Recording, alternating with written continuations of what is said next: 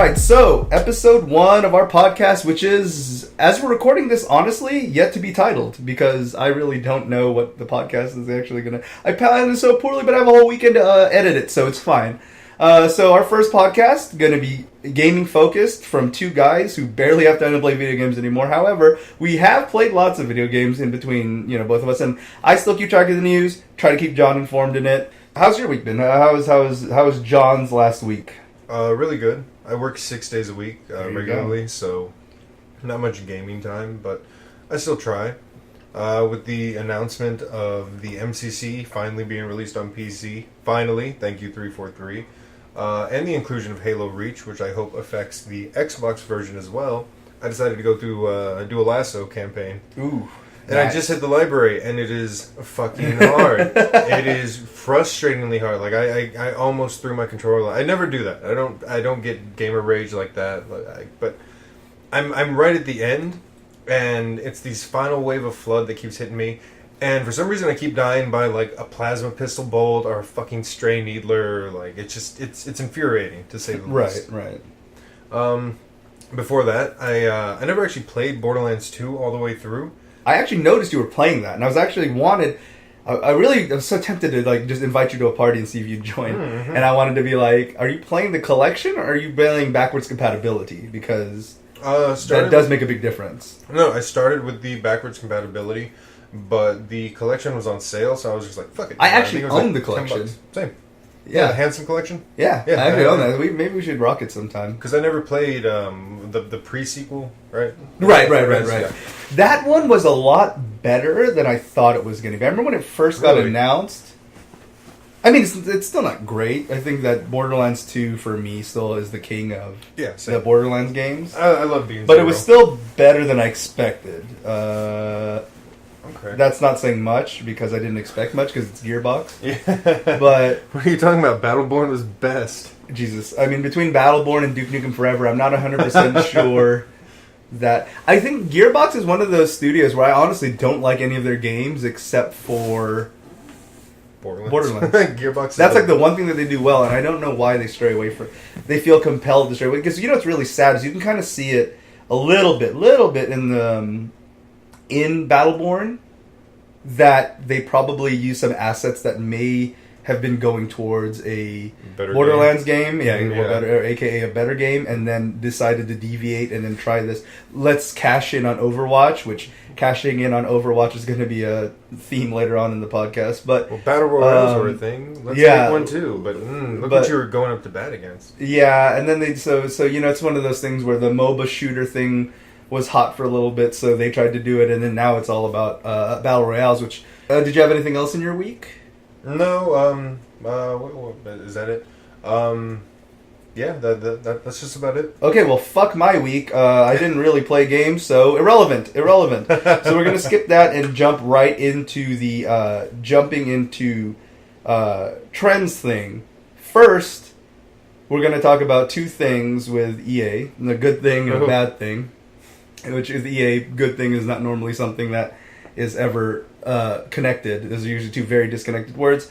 First is good, Apex Legends. You played it? Oh, of course. Everyone has, I think, at this point. It's phenomenal. It's such a good game. It was nice to see Respawn. So, I had a reaction to it.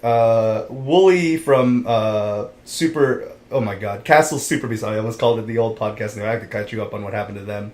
That whole thing was crazy. I was going to say, wow. So Castle Super Beast, Wooly from there, and formerly of another podcast fame and YouTube channel, he talked about it, and him and I had the same exact reaction at first. We said, why the fuck do we have this Battle Royale bullshit?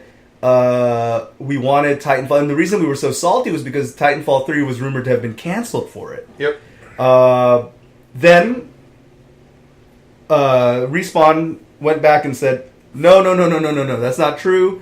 Titanfall 3 is in the stars still. We're gonna do it. It's just, this will actually help us bankroll it. So of course that's not what they said, but we all know that it would. I mean, let's be real here. To help Respawn. And so him and I did the unthinkable and backtracked on our own words. And we went ahead and tried it again, and we played it a bit, and we said, okay, now that we don't have the anti-bias of one of our favorite games is canceled. Fuck this game. Let's go back and actually play it without prejudice. And we did, and it is fantastic. And as far as the Battle Royale games go, when people would describe it, I really hate it when people have to use bullshit things like Skyrim with guns or any of those type of like really cringy, weak comparisons, vague, just because the problem is it totally, from a good game, it totally removes the integrity of it. Like, so many of my friends didn't even play Far Cry 3 because of that stupid tagline. What was the tagline? Skyrim with guns. Really? That was like a stupid. That was a stupid. Well, no. Well, that was literally Skyrim with guns. But, okay. On Facebook and like those pre-gen ads, like those like you won't believe what's next. Click here. Bullshit. Yeah. They actually had that on Facebook for a while where they were saying Skyrim with guns. Oof. Just Far Cry 3, man. One, why would that dissuade you? And two, Far Cry 3 was great. And nothing like Skyrim with guns. And that's it. See, that's where it dissuades me. You're right. Why would mashing two, like, guns are fun, Skyrim's fun. Why would that, exactly, like, it's basically Fallout, right? Yeah. So why would that dissuade me? And the reason it does is because to a good game, which Far Cry 3 I did enjoy, I feel like it devalues. When you can compare right away, that's like saying, that... I'll give a very relevant example in terms of how I felt about a band where the band Airborne sounds, from Australia also, sounds like a rip-off AC/DC. Admittedly. But the fact that I had heard people say that, it was more so because they actually did rip it off, but I feel like when you do that and it implies a rip-off, that's not fair, and it also messes with the integrity of the art, if it is good, to boil it down to say that it's like that. So, anyways, to get back on track, when people were comparing it to Overwatch, but Battle Royale, or Battle Royale rather, with Overwatch-esque elements and classes, at first I was like, please don't do that. But you know what? They're not wrong. No. It basically is taking the fun class. The characters are nowhere near as fun and imaginative as Overwatch's characters in terms of design or personality, because they don't really have personalities. It's kind of forgettable. Like I still a little bit forgettable, almost like that PUBG-esque, like PUBG-man. Yeah. You kind of just think of the class name and what it looks like, and then that's about it. You're not really. And I understand they're not going for that type of lore. I know people would be mad if I well, they're not going for that. I know they're not going for that. What I'm saying is that that's the obviously not Overwatch-esque thing about it, but it's a really good with a class-based battle royale, basically, and then it's fantastic. It's really good. It's perfect.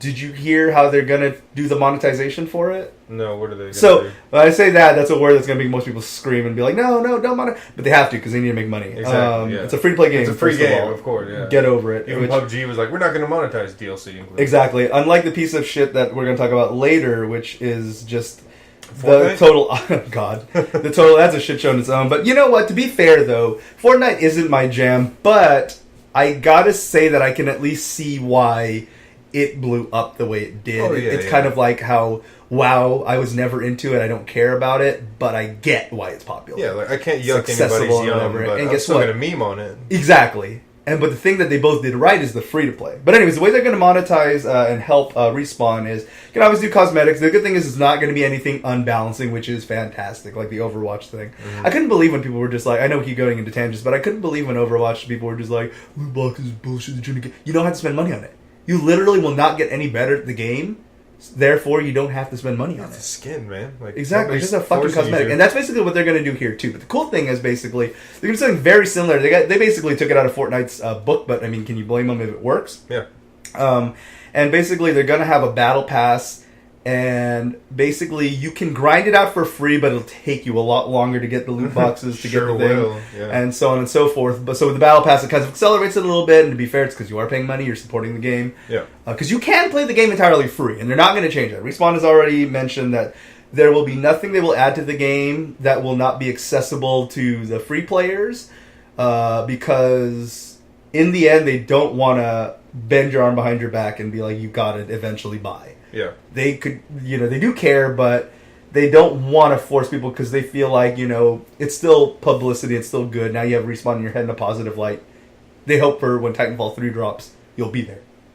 But anyways, so the Battle Pass will help you get stuff quicker. You're also going to get exclusive skins and stuff that will be part of the Battle Pass, as well as, maybe different events, stuff like that. I forget the exact details on that. But Anyways, the point being is nothing unbalancing, and it's absolutely fantastic. And I will definitely be grabbing that Battle Pass.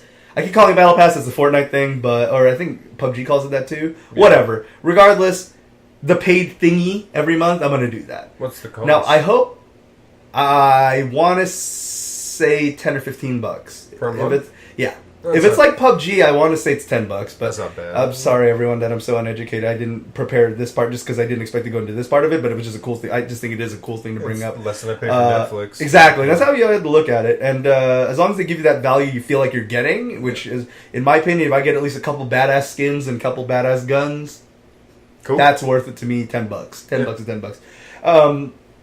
The other thing is that if they do...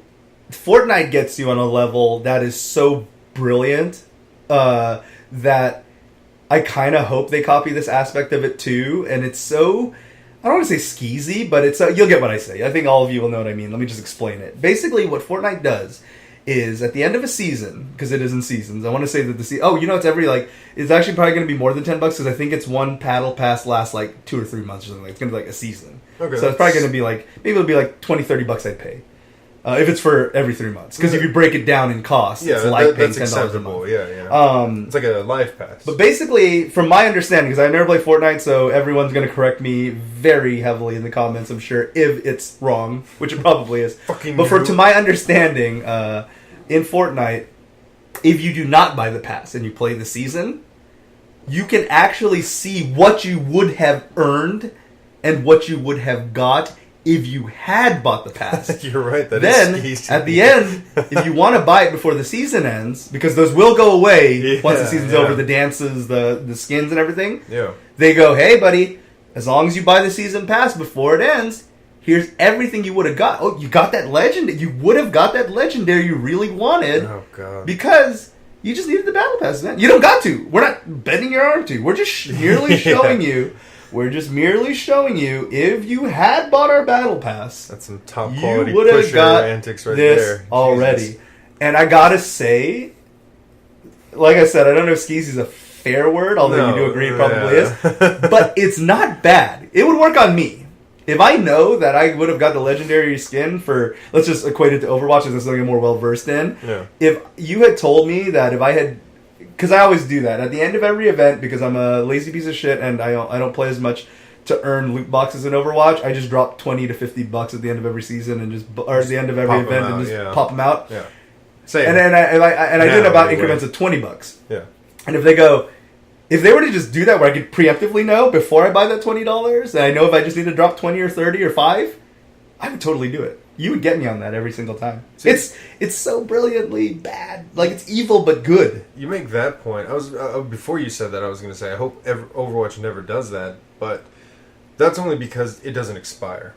Exactly. And that's why I appreciate Overwatch. You get the chance next year when the anniversary rolls around. Right, and they also do it in a way where you still want to kind of hastily do it if possible, if it's something you really, really want. Yeah. Because it's not guaranteed it'll come back the next year. Oh, so I did with Moira's Banshee. Exactly, and then next year it might not be back in that event. So, like, I dropped $10 on that, and I happened to luck out. You know? And you know what? I bought the Mercy... the breast cancer one, and I totally don't regret that, because one, it was for a good cause. I can definitely back that up, but at the same time, it wasn't a bad... if I can buy the skin I want, I would drop $20 to buy any skin I want, probably every once in a while. See, I did more than I should. It's unhealthy. Yeah, I didn't because I wasn't playing at the time, and I do regret it. I wish I had that skin. Kind of crazy. Yeah, and then I get it. Yeah, and I get to run around now. And the people who are maybe new to it or didn't get the chance, it's whatever. But anyways, Apex, good. We barely actually talked about the game. We just kind of went to relevant tangents, for the most part, tangents. But and it touches on the one gripe I have with the game, which is, as you can buy, coins or whatever boxes for all the other games. Right. Their loot system, what you can purchase, which I did, not knowing what I was really getting into, because I was like, I want this skin, I want this stance. I dropped $10 just to get whatever, but it wasn't for what you needed to purchase in game. Right. And so their currency system is a little off kilter, but that's a small gripe compared to the overall gameplay. And who knows, with enough feedback, if maybe they'll update it and they'll fix it. Yeah. Or fix. I use that in quotes because maybe that's as intended. Then we just don't agree with it. I'm just dumb, yeah. And that happens sometimes. Sometimes, you kind of realize that, I see where you're coming from, and I definitely pretty much agree with what you're saying. It's just that we could just be completely wrong. Yeah. So yeah. No, but it's a fantastic game. I think it's the best one of its kind out there. It's the greatest of Battle Royale. I played more PUBG than I'd love to admit. I played no Fortnite, and I played a little bit of. Have you played the Call of Duty Black Ops version? What's wrong with PUBG? The I Bluffs? love PUBG. PUBG's great. No, I didn't. Dude, it is fantastic. Before Apex, it was the best one. Really? It was so polished because even though all they did was, it's basically PUBG done without all the Chinese cheaters and a budget.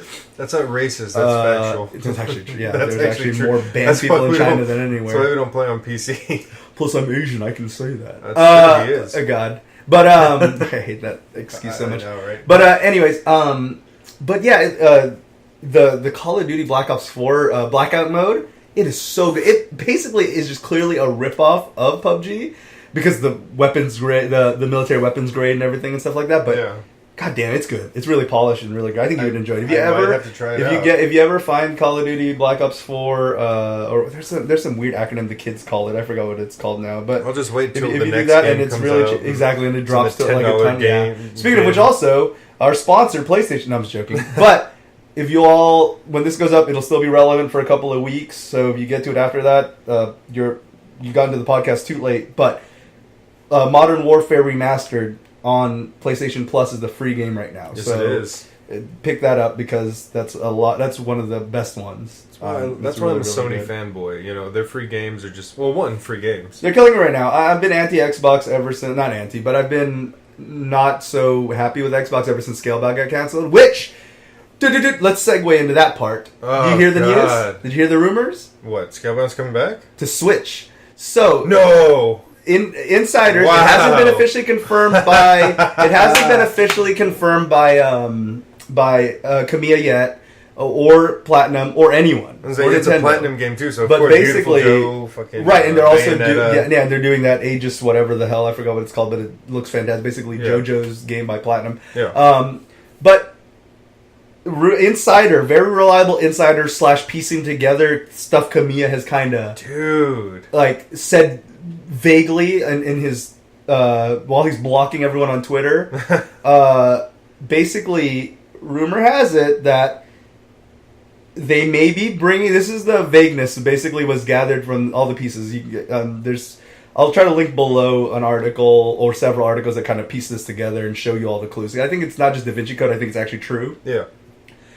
Basically, Kamiya said that there's a pretty good... Not Kamiya, excuse me. Someone's industry insider said that Platinum is registered a mysterious IP with Nintendo, so there's going to be another Nintendo when they're already doing like 3 or 4 of them this year already, just 3 Nintendo basically pulled Platinum out of the ditch because basically when Microsoft pulled out of that deal, Platinum didn't get paid. Yeah. All the years that they wasted on Scalebound, like the 4 or 5 years that they wasted on Scalebound, they just didn't get paid. Basically, Microsoft pulled out and said, "Cool story, bro. This is taking too long. We don't feel it's going to pull the numbers we want it to." Yada yada yada. Because Microsoft's franchises are all doing really good, and I love the newest Forza. And Crackdown 3 wasn't a complete piece of shit. What a terrible game. But yeah, so anyways, a mysterious game that may or may not have been canceled on a previous unnamed console may be coming to Switch. So that's a little conspiracy theory corner, but everyone seems to, again, with the pieces of the puzzle that are there, seem to figure that that's what it's going to be. It looks like, whether it's called Scalebound or not, the game that should have been Scalebound will be resurrected on Switch, making it like the fucking 5th Platinum game that's going to be on the console, if not around that, 4 or 5 of them, because Bayonetta 3... plus the previous 2, but I'm only counting those as one franchise. Yeah. Wonderful 101 is confirmed to be coming to Switch. That new franchise that I am so talking about that I already forgot on stream on podcast what it is, and then of course probably Scalebound-ish, but we do know there's at least another one coming down the pipeline, and who knows what else, maybe another Star Fox one. Because Platinum, the last one, Platinum, everyone gave that one shit, but it actually wasn't that bad. It was the Wii U's fault that it didn't control as crazy because they forced them to use that controller. But the Star Fox game that Platinum made was not so bad. So, so that would be interesting if it really is Scalebound. With that, why own an Xbox with Halo going to the PC? There's really no point hell? anymore. Whose phone is on? There's only 2 of us, and it's not mine. According to Wikipedia, the maximum No, don't listen to that. Why did my phone even turn on? That was weird, like Big Brother stuff. Yeah, we're talking about you, Xbox. But, why own what on the Xbox? I mean, yeah, it's Gears really 5? sad. I used to be a defender of them. I was always like, PlayStation is better, but Xbox at least has this. Xbox now cool. I can't say and this anymore because they don't have in this. I used to be able to say Scalebound. They don't. I don't know. I think it's why they're. I think it's why they're kind of renting themselves out to everything else. But that actually is what we should get into now, which is Xbox Live is actually going to be slowly creeping into several other platforms. They've already confirmed Nintendo's one of them. Crossplay. Not just crossplay. What they want to do is for certain games, very vague in that term, but I like it because despite the many, many fallacies of Xbox, the thing that they do well is networking and netcoding. PlayStation is atrocious, and I'm not changing my mind on that until they actually fix it. It's still really bad, but Xbox Live has their shit together, and they have for pretty much ever since it launched on 360. It's been doing well. I know it's on the original Xbox, but it wasn't much of an Xbox Live. I'm talking about real Xbox Live as we know it now. To be fair, what became PlayStation Network and everything all was based on Xbox Live skeleton, and I'm really, really glad to hear that. But basically, for now, it's just going to be subjective to certain games. Like, let's just say Minecraft on Switch, because it's Microsoft related or could be cross-platform, will be supported by Xbox Live, which means the netcoding is going to be solid and everything will be good, even if you're using your Switch, Nintendo, whatever the fuck they call it, Nintendo Network, or whatever the hell they call it. It sucks. It's not the best. It's not the best. There's a lot of it's cheap. It's only like $20 a year. I think but so, but it's they don't give you much for it. They're just slowly starting to roll out free games for it, and then I'm sure if Nintendo's internet infrastructure is anything like it has been before, it wouldn't be that great. No, it's not. But with Xbox Live, that should help that, and they also already announced that certain Android and iOS platforms and games are going to be using Xbox Live as well. So Xbox kind of realizing that they're probably dead in the water as a gaming console, but they can use their tech to better other people. So be it. They've even reached out their hand publicly and said that they wouldn't even mind moving to PlayStation as well to do their infrastructure for them. Which PlayStation should definitely hop on that because they need to fix that shit. Yeah, seriously. It's just the staggered download speeds. Like, I have Google Fiber, and I'm supposed to get like a gigabit a second, and I probably get like a top of like 300 megabytes a second, which is still great. I mean, it only takes like 30 minutes to an hour to download a game, but that still should only be like 30 minutes to download like GTA 5 for me, is how it should be. Yeah. But anyways, so yeah, that's interesting that Xbox is kind of going that direction because I think they realize that they're pretty much, again, unless they just will a miracle, they're pretty much dead in the water. Prepare for Master Chief and Smash soon because they're probably going to do better with Master Chief Collection on Switch than they would anywhere else. But it is cool that it's coming to Steam also. Speaking of critical failures. No, I want to save that one. That's still a good one. Actually, no, this is a critical failure too, actually. Did you hear THQ Nordic, the current merger of the companies? Everyone knows at least THQ, Saints Row, Darksiders. You know, some good stuff. The last Darksiders was actually surprisingly good. A lot of people expected that one to be terrible because it just didn't look great, but it came out. It was actually really good. So it was fun. I played Darksiders 3. It's very good, but it's not an ad for that. What it is what they decided to do lately. Did you hear anything about THQ Nordic? Now, they don't appear in the headlines as a big headliner that often, but did you hear what happened in recent times? I have not. What happened? So they recently did an AMA, and when they do an AMA, or for those not well-versed and Ask Me Anything, though listen to this podcast, I'm pretty sure you all know what that is, but maybe grandma's listening and you just want her to know.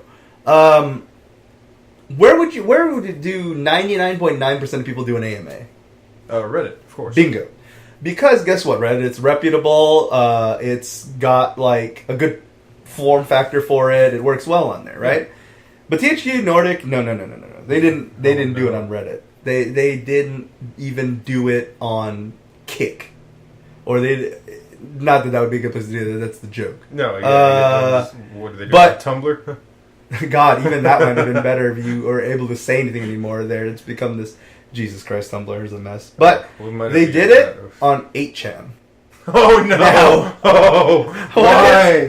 Why is exactly the relevant question? By the way, we're doing this the day after people around the world discover what 8chan is because of I know it's why it's the story is like, and I think that's why people found out what it is because the story is like a couple of weeks old. Yeah, so I think that's why like people found out what it was. Oh no! But someone. Why would you choose any Chan? So that's the thing, right? Because okay, for those of you who don't know what 8chan is, let me give you a very quaint.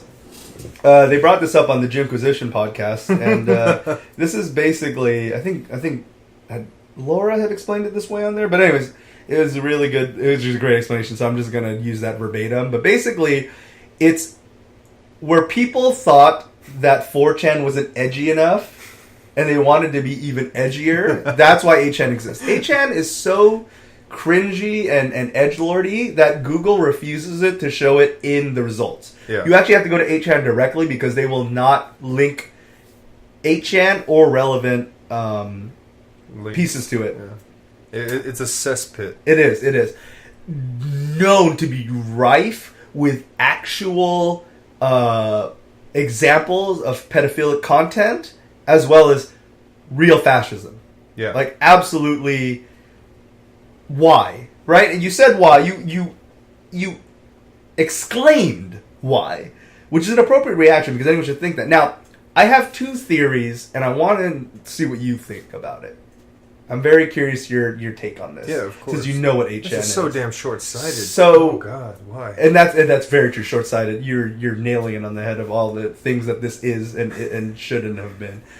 But is this a PR like edgy move to be like, look, we're going where no one expected us to go, like we're gonna fucking kill it. We're going on 8chan, or was this corporate man Steve going, oh, what did they kill? 8chan? That sounds like a thing. I heard my son talking about 8chan last night, and let's do it. Fuck looking into it. Let's just 8chan. That sounds like Oni-chan, and I hear that in the animes all the time. This is good. Let's go there. Do you think it was just blindly trudging into this territory by accident and not doing homework, or was it edgy PR? Well, if by killing it you mean their reputability, then sure. No, I honestly think it's the latter. Some exec, some higher up there was like, "Oh, 8chan, yeah, I've heard of that." Like 4chan, but twice the fun. Yeah, basically. Well, let's explore that. Okay, yeah, and I would say it's probably the most true. To go completely left of center, I don't want to disparage anyone. Maybe someone there's an 8chan user, and I was like, you know what? Let's reach out to our base. So when I say the first option, the edginess, yeah. It spawned from that. I over-exaggerated it.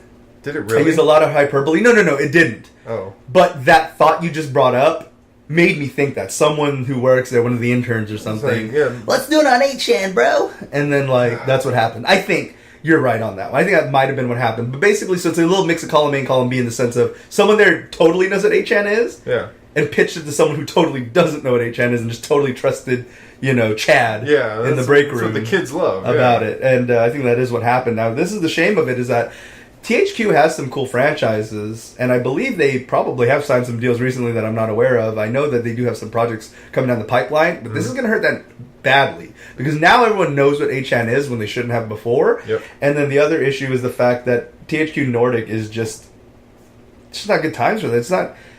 how do you go in so blindsided? And basically the problem is the resolution. What was the resolution, one may ask? This is what they did. They put out a generic executive min letter that says, basically, yada, yada, yada.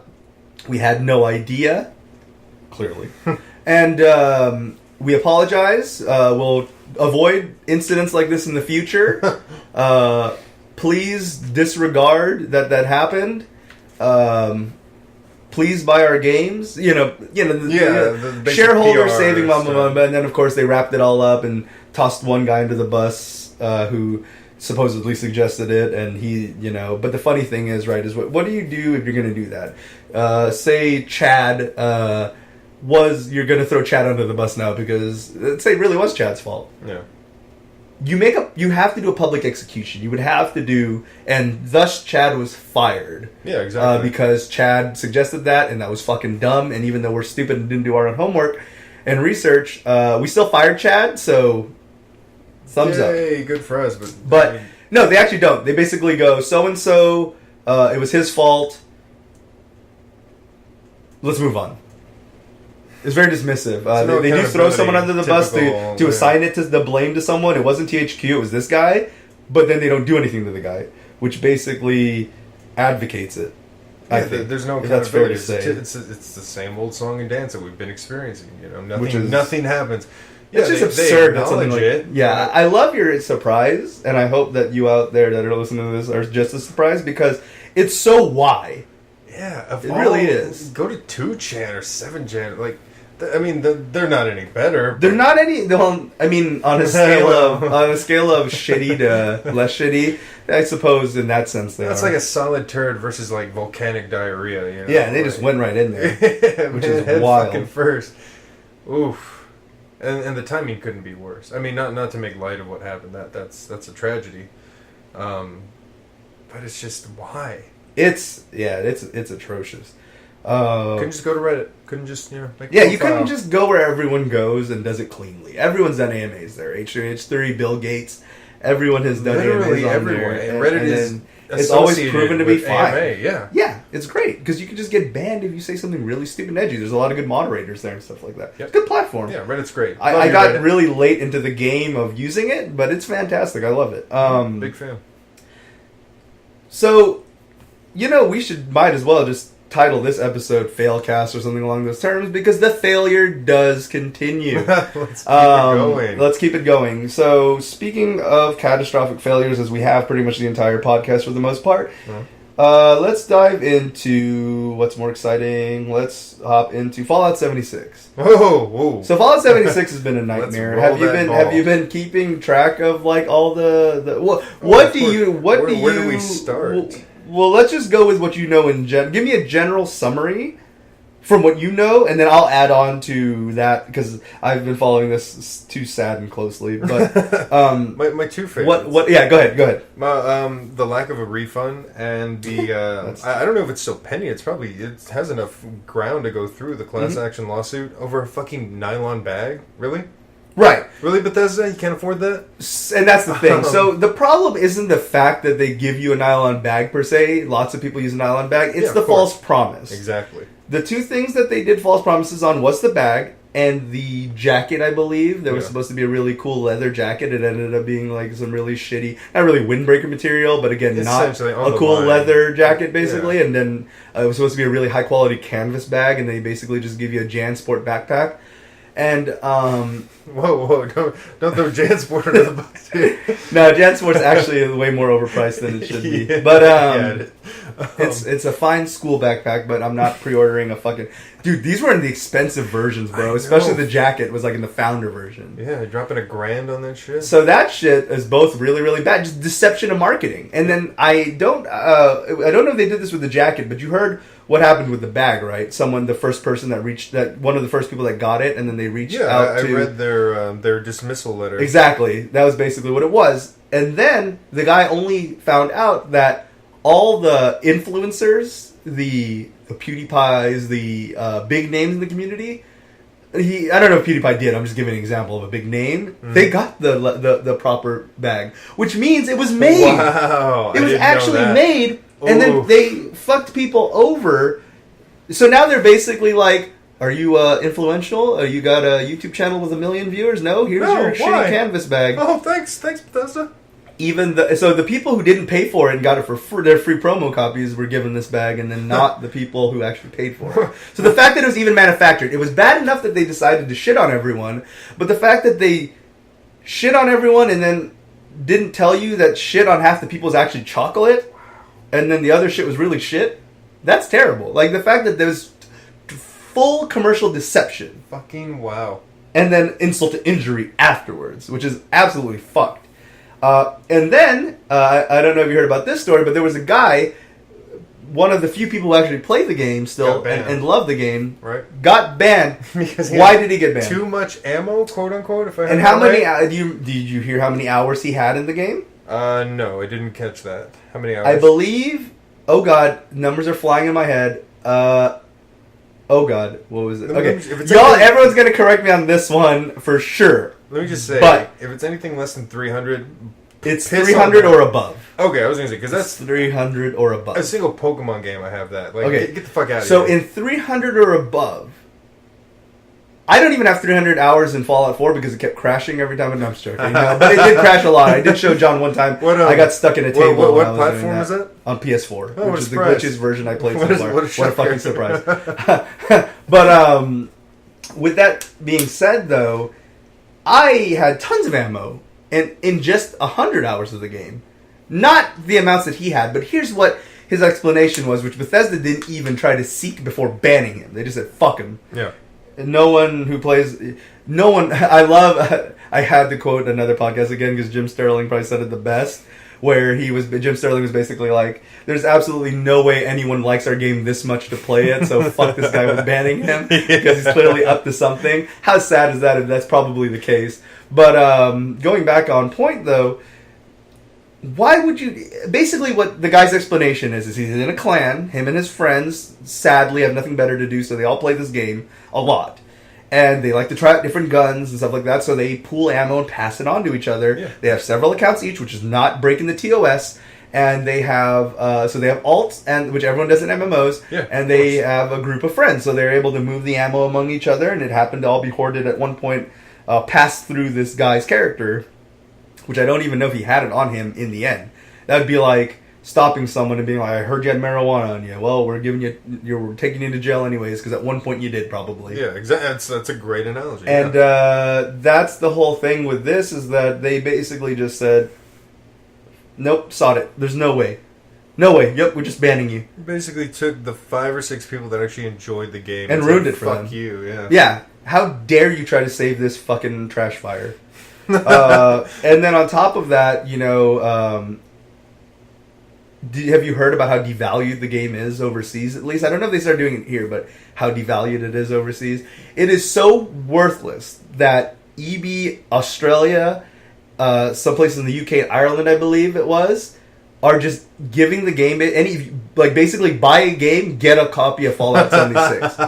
They even did one. This one I think may have been in the States, where yes. I think they did this one in the States also. Buy the Fallout 76 Xbox One S bundle, the Fallout 76 bundle, get another copy of the game for free. It's the modern day ET. Exactly. And that's what everyone is just waiting for already, for them to just accept it, burn it. Because I think that even if they dropped the free-to-play, they would lose so much. They've already lost so much money, because at first they were getting so many refunds that Steam just shut off refunds, because there's just too many refunds.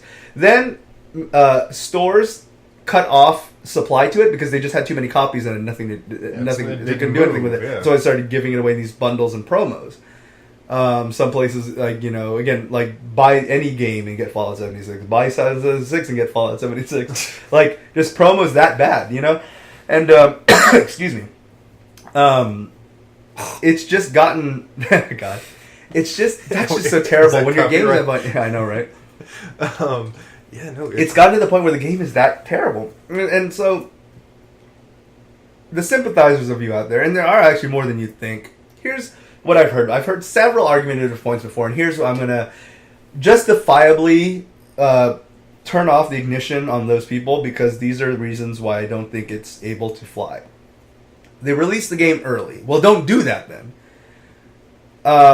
Maybe finish the game before you release it. Todd Howard kind of dismissed it. He kind of preemptively warned everyone that the game was going to be fucked. I don't remember if you saw that. I believe it was at E3. Yeah. Where Todd Howard, who never lies, was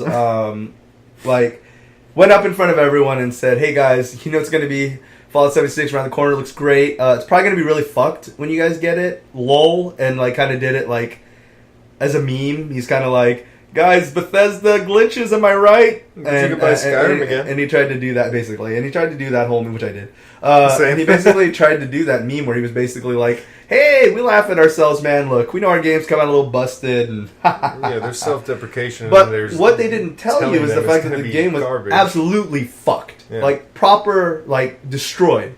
And, like, that is just that's just one of the things. And then, the other argument I hear is that, well, you know, it's their first attempt at it. No, it's not. Because Elder Scrolls Online has been around for a while, and that's much better. And runs much better. Great game, yeah. And that's a lot of experience, whether it be a different team or not, you still have the intel in Bethesda to know how to do an online game better.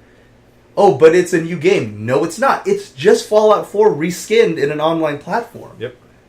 It's just, there's no good excuse. If you can give me a good excuse, I'm buying you a Spotify gift card, but probably not. Because I just don't think there's a really good reason. There just isn't. No, everything is a trash fire. It is, and it's just bad, and there's no real justification or rhyme or reason to any of it. In the early stages, if you were to put a support ticket in, what happened is people were, you know, obviously filing crash reports and all that stuff. Mm-hmm. People were getting random information of other users. So you put in a support ticket, and then now I've got Mr. John's address, his zip code. Oh, Thankfully, man. no sensitive information like credit cards and stuff. But who's to say that couldn't have happened? How do you? Yeah, even the support system, the support ticket system for it was fucked up. Wow, cool. Hey, that's how broken the game was. Get doxxed. It was it was to the point, exactly. It was to the point where the game literally had I remember on Castle Super Beast podcast, or maybe it was still when it was the other one. Yeah. They did a funny meme where they were just like, reset the clock every time Fallout would break up. There was like one episode where in the because they do their podcast live. In that episode, the clock reset like 3 times is how many like fucked Fallout things happened, even in one sitting down. I don't know, man. It's just it got way out of hand, and I don't think people are blowing it out of proportion. I think it's absolutely accurate in a lot of people's reports of just how fucked up it is. No, it's a genuinely bad game, you know? Yeah, like actually mechanically fucked. Yeah. Which sucks because the concept was cool, and the initial trailers that were clearly faked were sent all right. Well, there's real people in the game. I wanted to play Fallout. Oh yeah, and that's the weird thing too. There's like an NPC mission giver, and the rest of it are supposed to be all the people who play the game. There's no one who plays the game, so the world's so empty. I know. I don't know. It's a neat narrative. It should have been cool. Yeah. It should have been cool. When I played Fallout 4, which I did have fun with, despite its unpolishedness, like I wanted to be excited about this. Fallout 4 with 3 other of my friends, like that should have been cool, but it just became this trash heap, and I'm glad I did not go in on that. I thought about it, but I didn't. No, I knew from the start it was going to be bad. Like, I just had a gut feeling. Speaking of knowing stuff is bad, we have Anthem next. Anthem is the new Fallout 76. That's why I wanted to do these back to back. I love rip-off Destiny. So, Destiny is already so droll and boring that when you can make Destiny seem exciting to someone like me that's just not that into it, that's where it's really absurd. So that's saying a lot. Anthem it's great. EA saved up enough money to buy a brand new gun with oh my god, I'm blanking out on the game. BioWare? What's the one what's the one game we talked about earlier? Which one? The BioWare one. Respawn rather. Apex. Apex. So EA hit the money pile and got a brand new shiny gun because of Apex, and then shot themselves in the foot when they released Anthem. It's so weird. And here's the funny thing, is that when Respawn released Titanfall 2, which should have done much better because it was on multi-platform instead of just Xbox, it failed because guess who dropped Battlefield at the same time? EA did. So EA almost killed Respawn. Then, this time, they threw Respawn a bone, and now Apex eclipsed Anthem. Now, here's the thing that sucks about this, is that I like BioWare. And BioWare is probably dead now. I think we are looking at a skeleton now when we look at BioWare, because they put all their eggs in this basket, and EA threw so much money at it that if anything, EA will kill BioWare to justify to the shareholders why they shouldn't be blamed for it as a parent company. Yeah. And a publisher. They'll just pull the whole, well, we just published it card. Whereas on Apex, they're taking all the fucking money and just being like, woo, yeah, we did it. It's great. So, Anthem, they poured a lot of money into, and I was excited at one point. I thought it looked cool. I think I want to, okay, let me rephrase that. Anthem is excited's a bit over-exaggerated. I thought it looked interesting. And a neat concept. And, jetpacks exactly. And it should have been cool. But then, about a year before the game came out, I got wary because I believe it was someone from BioWare and not EA, but regardless, someone working on the game was interviewed and basically talked about it and said, yeah, so we realized that the first-person shooters player base, the shoot bangs, third or first person player, they're not into story that much. Now I know we're a studio that is really into stories. We do good stories. We've done Knights of the Old Republic. We've done Jade Empire. We did the first 2 Mass Effects. For some reason, people think we did a third one, but that totally didn't happen. And Dragon Age, we do that. People like our stories. I loved it. People like our stories. So let's not do that. We heard that people who like guns hate stories. So we decided to roll it back because we didn't want to offend the shooter bang people that we're coming after. And so we're thinking we're going to do really simple story. We don't want to confuse the shoot bang people because, can't comprehend that much other than bang and shoot.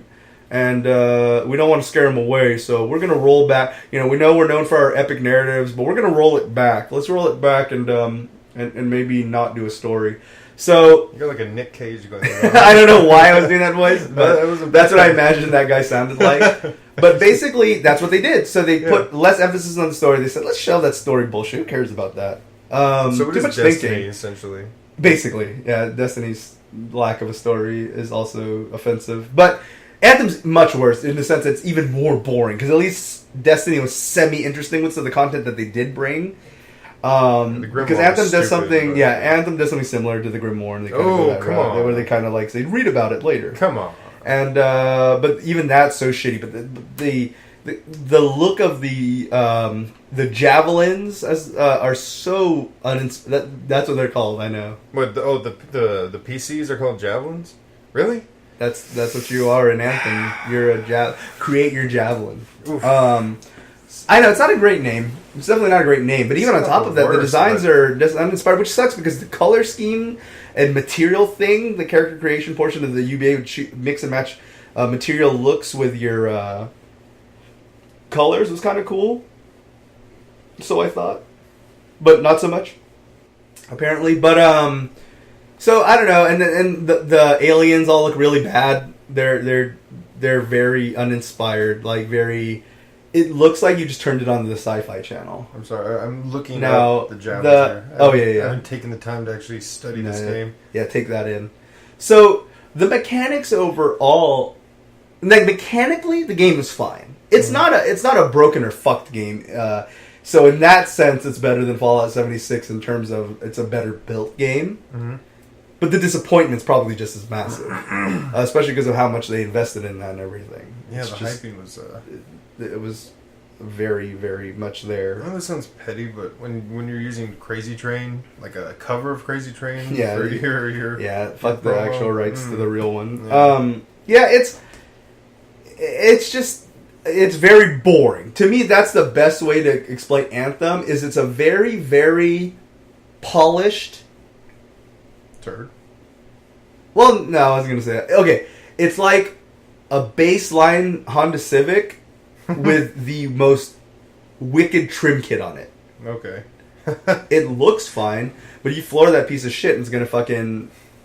It's reliable, it doesn't crash, but man, it's a piece of shit in terms of performance. Yeah. Or, the vroom vrooms, But, because, because you have to talk to the Anthem people to make them understand how that works. The shooty bang bangs. No, and then it doesn't look great. So sales are down on that and everything, and it's not that great. Sales are definitely down, and it's just suffering because they're pinned between a rock and a hard place. Apex is much better, and it's free, right? Yeah. What else did they basically rip off and is free? Warframe. Now, when Warframe first came out, which a lot of people are very quick to remind me, is that Warframe sucked shit when it first came out. A little bit. It wasn't that great. Yeah. But here's the thing. They didn't charge me $60 to try Warframe. Yeah. So years later, when it got much better, it's a completely different game now than launch, and it's much better. That's fun. I could get into it for free again, and I still didn't have to pay money for it, which is great. The problem with Anthem is they basically put out a bad product and asked everyone to go ahead and cough up the $60 first Yeah. before they showed you how bad it was, which is what people would argue how most games are played, but Apex and Warframe are showing you that don't have to if you're not greedy. Especially if you were going to see, like with Battlefront, for example. Battlefront is just so nothing in the beginning, and they did add content that was somewhat interesting later on. So if Battlefront's base game had been free, then you charged everyone for the add-ons later, you could at least somewhat justify that that's how you support a free game. Yeah, like fuck Disney's gonna let that happen. Exactly. Also, but they didn't. didn't. Thing, EA's gonna make BioWare look like the asshole and all this. Yeah, absolutely. They're going to throw them under the bus, and then BioWare's going to die, and there's the new Dragon Age is supposed to be in development, but they might as well just clear the hard drives on that, because that's done. I hope it survives. I hope I'm wrong, but I don't think I'm going to be. Did you hear about... so on technical issues, I talked about Fallout's technical issues. Did you hear about the technical issues Anthem was having? What it was doing on PlayStation 4? No, God, no, I did not. What did it do? It was doing everything from hard locking your console and all the way to bricking it. Now, no one has been able to submit definitive proof that it was bricking their consoles, but tons of people were able to show support tickets that for sure the console was at least fucking your the game rather, excuse me, was fucking up your console so bad that you had to enter safe mode to turn it on again. Which a lot of people don't know how to do that. Yeah. If you've never done that before on your PS4, first of all, you're a liar. And then second of all, it's not the most convenient thing, especially if a game caused it. There's several types of crashes, You have the one that everyone's had several times, which is really annoying, which is the stupid blue screen that says, your game crashed, bro. Yeah, and it's just like, shit, there, idiot, let me back in there. Then you have the other one where sometimes your console will reset, and then it goes, please unplug your console. And it's like... Why? But I didn't do that, though. You did that. I know. And then you have this one where it's just like you have to go into safe mode to start it up again. In the first 24 hours, if I recall correctly, I believe 1,000 support tickets were submitted in 24 hours of reports of this happening. I'm not surprised at that. I'm surprised 1,000 people bought the game. Right. And that's the thing. So I was actually going to get into that, but we'll get into that in a second. But wrapping that part up, it was just terrible. Like the fact that the game was fucking up the play. Now it also has to do with PlayStation's hardware once again not being the greatest. I would say it's a little bit of column A and column B in that sense, but the game was triggering something in PlayStation's faulty coding that was causing that. So it's again shared responsibility, but not every game causes that. Therefore, still more on Anthem's side of fault. But it was addressed, I believe, on Twitter by BioWare. But the funny thing was the fact that they basically responded to it like the following, which is, so we've heard these reports, and to be fair, guys, no one can prove that it's been bricking the console, so at least there's that. Totally dismissing the fact that it's totally resetting everyone's bullshit or safe, or having to cause people to go into safe mode to turn on their consoles again. Yeah. But they basically were just like, yeah, but it didn't brick it though. But did you die though? Did you die? It's basically doing that whole deal. Did you see it happen? And so I'm just like, no, that's not the point, BioWare. The point is, it's fucking people's PS4s. And it's even breaking some people's console. Which this is just a few months after when people found out that you could send a certain symbol string on PlayStation Network. Mm-hmm. And if someone opened that message to view it, it would brick the console. This is just months after that scare, so it's showing... A, the PlayStation 4's age and hardware, and then B, how bad that Anthem is on a technical level as well. Now, that glitch aside, again, like I said, the game mechanically plays fine. I think I've heard several people say this, and I think it was a good thing where if BioWare, because the game plays fine, if BioWare had just taken the way the game plays, made it single player and stopped fucking with all the stuff that's causing these issues, and then made a good story to go along with it, it could have been fine. Yeah, it would have been a good game. It could have been the new sci-fi Mass Effect successor or what have you. But it wasn't. They decided to go game over story, and there still wasn't much at that. And here's the big problem. The sympathizers, because there's always a sympathizer for everything, the sympathizers that I hear for Anthem always say this. Well, you know, man, it sucks that they're not doing good. It sucks that Anthem's not doing well. Did you... Then I ask them, did you bought it? Well, no, man, but it's just a shame it's not doing better. You see, the problem here, buddy, is the fact that lots of people like you that wish the game did well didn't buy it. Guess what happens when you don't buy a game and it doesn't sell? It doesn't do well. Yeah. And so when I hear that as an argument, I kind of laugh and I just go, "Wow, you're part of the problem. You're actually causing it." You're causing this issue. Like, why? How can you let that string of thought come out of your mouth and not go, "Oh yeah, I fucked it." Yeah, like you can't have an opinion on something you didn't participate in. No one's been buying it because it's just not. You have Resident Evil 2 remake to play. Now you have DMC 5 to play, and if you're not a fan of either of those games, you can play Apex or you can play Fortnite, Overwatch, anything else. Yeah. There's just so many other things to play that people are investing their time into that they don't want to get into Anthem because why? And then they hear these stories about it and it doesn't make it anymore, but then they still go, "Well, I wish it had done well." Hey, you can wish all you want. And again, I just proposed an idea earlier of how it could have done well, but they just decided not to go that route. And then, of course, people go, "Well, I hope it can get saved." And that's somewhat of a feasible thing. Now, one of my best examples of that is No Man's Sky.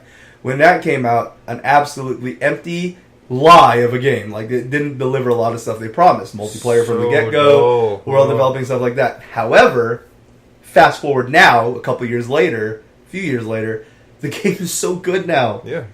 The game is so great. It's really shitty. It took that long, and I understand why no one wants to give it a chance anymore, but No Man's Sky is actually really good now, and if the game had launched like this, it would have went down in the annals of history as a great game. But it didn't.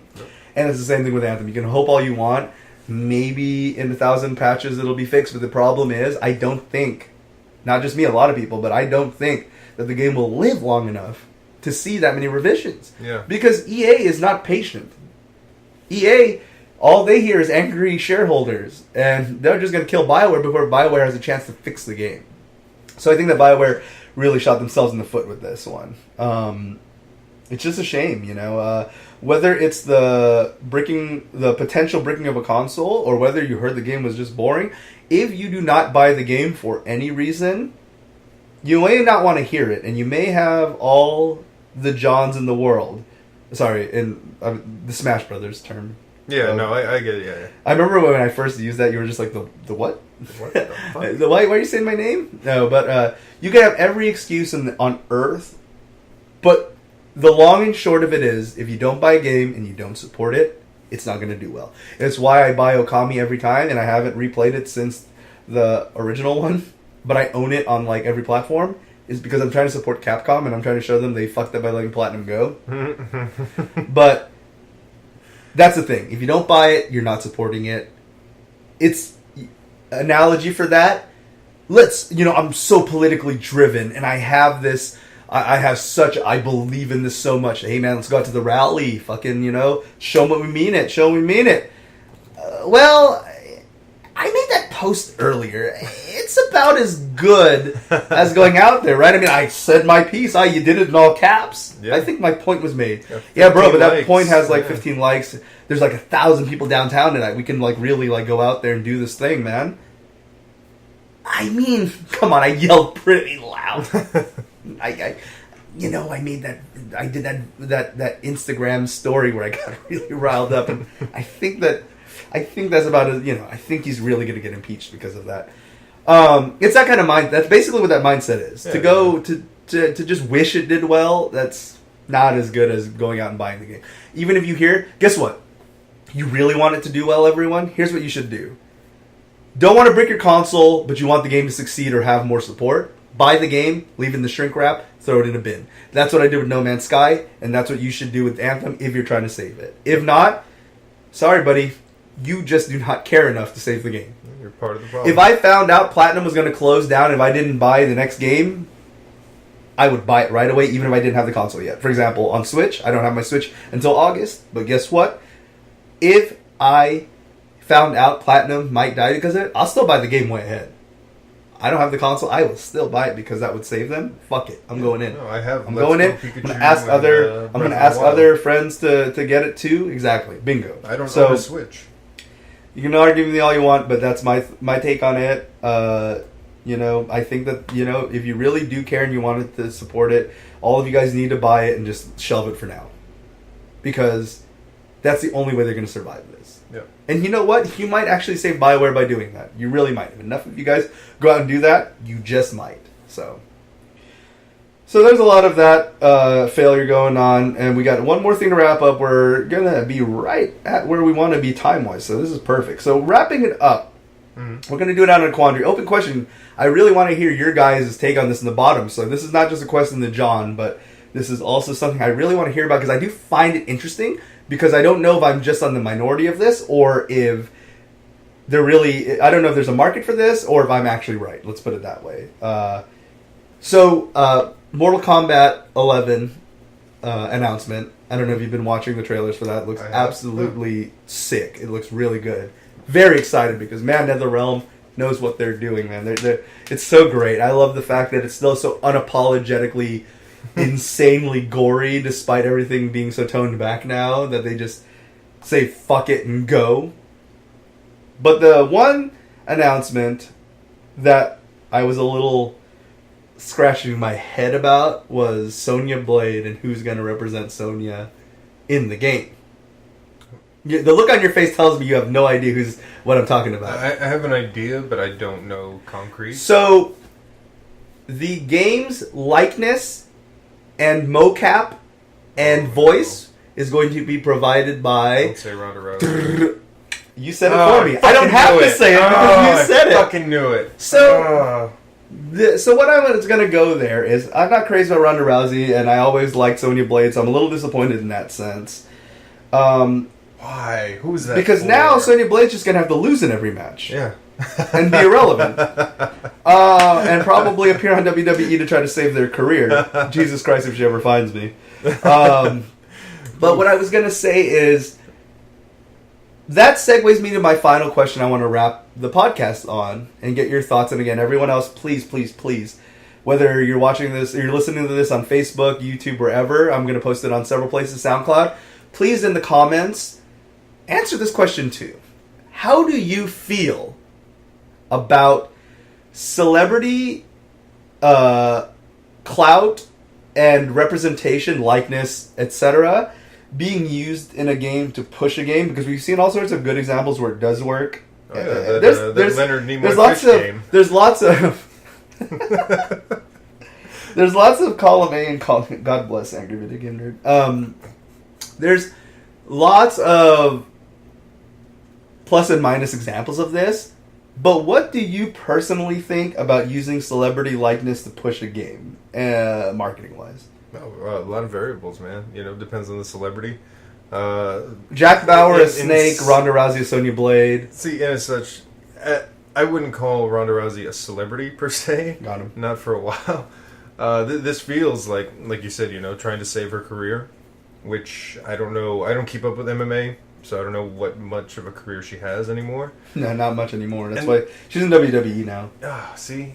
Which, nothing against WWE. I love WWE. Oh, no. I love wrestling. Oh, no, right. Yeah. Wrestling's fantastic. But if it's basically your scapegoat to your career being over and trying to reinvigorate, which it ended up working because now she got signed for Mortal Kombat. Why? It just is it's a smart PR move, but I see the transparency of it. Yeah, exactly. And the lack of genuinity. We're not dumb. I don't really feel like she actually wants to be deemed in wrestling.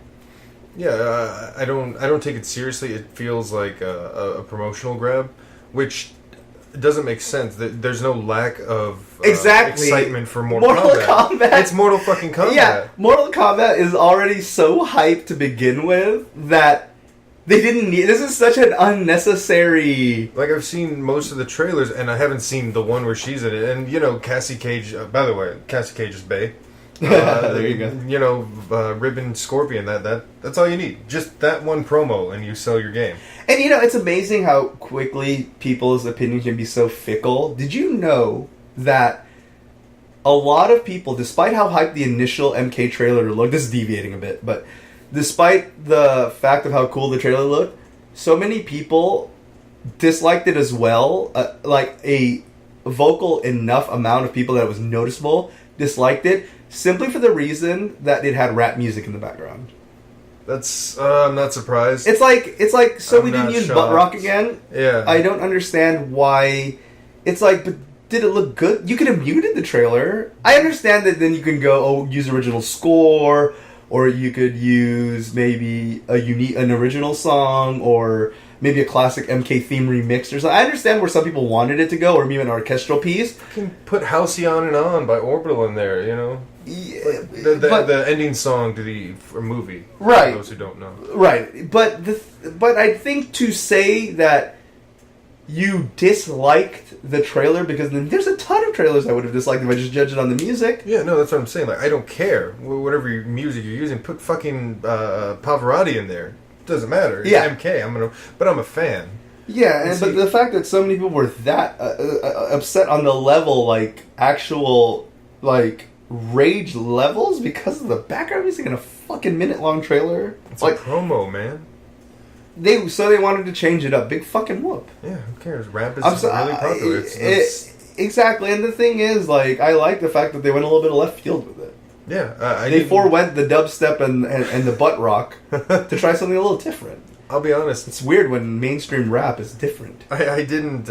it didn't register with me that they were using a rap song per se. It's just, oh, look, it's the new Mortal Kombat trailer. And that's, I think that's the point people should have walked away with. But people were so perturbed by the fact that they used a rap song. It was insane. Like, you can actually find, like, Twitter and... I know Twitter and YouTube, the two most wholesome places and positive societies. There was so much... It's like you guys missed the entire point of the trailer simply because you were stuck on the song. Yeah, and the fact that you have to dissect it shows more about your own character than the quality of the game that's coming out. Right. Even the song itself, who cares? Who fucking cares? It's a rap song. Exactly. It's the second most popular genre in the world. Big fucking deal. Exactly. So wrapping up... We're going back into celebrity presence in video games. Terry Crews in, Crackdown 3. Hell yeah. Jack Bauer. Oh, excuse me. I kept calling him Jack Bauer. I mean, might as well. Kiefer Sutherland, Metal Gear, which they totally fucked David Hayter on that one because they didn't even... I don't even think they told David Hayter they weren't going to use him for that one. Nope. They didn't. Straight up just replaced his ass.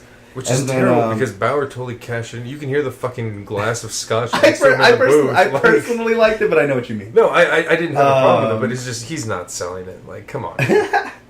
But and then Ronda Rousey, Sonya Blade. So yeah, just to wrap it up on our end. Oh, go ahead. Let me put it this way. I think it has a point where it can be a great thing.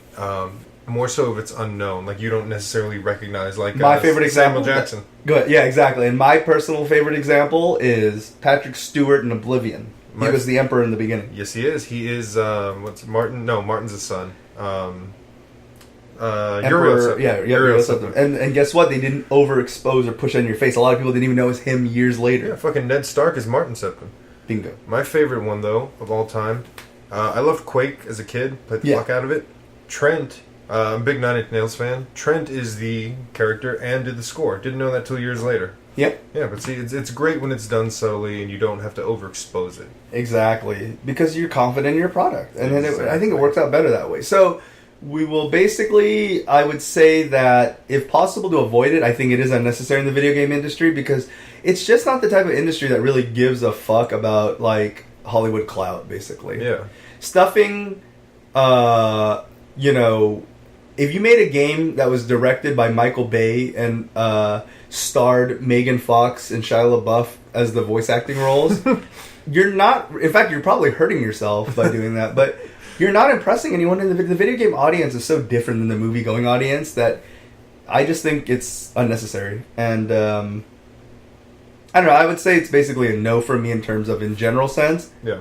I think it's a no. For me, it's dependent on how they're presented. So let's call it an even maybe. Maybe. Yeah, depends on who it is. I can kind of get on board with a maybe, but I would say cameo. maybe, but for me more so towards the no side, because I can probably say there's probably more bad examples than good examples of using celebrity clout to push games. Because it's rarely done well. Exactly. In fact, I think Oblivion is the best example. It is a really good one. Yeah. All right, so that was episode 1. Do let us know below. Answer any of these questions. I would like to hear what you guys do think about any of that. And that's it. This is basically how the format's going to be. We're going to try to, catch you guys up on what's been going on with us, talk about the latest in video game news, and then wrap it up and kind of keep it open-ended for you guys at the end. If you do like that format, let us know. If you don't like the format, also let us know, so that way we can tweak it to your taste, see what you do like. Do appreciate John joining me as the co-host of this podcast, so you'll be hearing from us, for better or worse, every week. The release dates are going to be on Monday, sometime in the morning. I want to try to keep it on a fixed schedule when they launch. My goal is to drop them at 11 a.m. on Monday. So maybe do a live, if you guys really do like it, and it grows a bit, maybe drop a live episode here and there for specials, game releases, stuff like that. Yep. Do you have any projects you want to plug, John? What's going on with you? What's coming out? Got anything? Nothing in the coming month, but hey, check out my Instagram, disasterman_music, for release dates for my songs. I make music. There you go. And I cheat, and you can find all my stuff at slimasianentertainment.com, where you can find my YouTube. I do all sorts of stupid bullshit. Right now, lately in the last couple years, I do different K-pop memes and stuff like that. You can find me on Twitch at Slim Asian Streams. All those are going to be linked on that website, as well as my SoundCloud. I also do hip-hop, and I do music production, so if you are interested in that, you can hit me up. I'll see if I can't work on a song or two with you and see where we go from there. You can find me on Twitter, Instagram, at handle ZDRocker, all together. Other than that, that's pretty much going to stay consistent every week. As far as any projects or planned streams go, we don't have any. We do have a stream that we're about to do after this one, so it'll be way past by the time you guys hear this. John's going to stream with me the first time, see how we like it, and if that continues, the partnership shall grow from there, and we're going to go from there. But other than that, that's it. Anything else from you, John? That's it? Good? No, that's it. Have a good week, y'all. Yep, have a good one. And we will catch you guys every Monday. So we'll see you on the next one.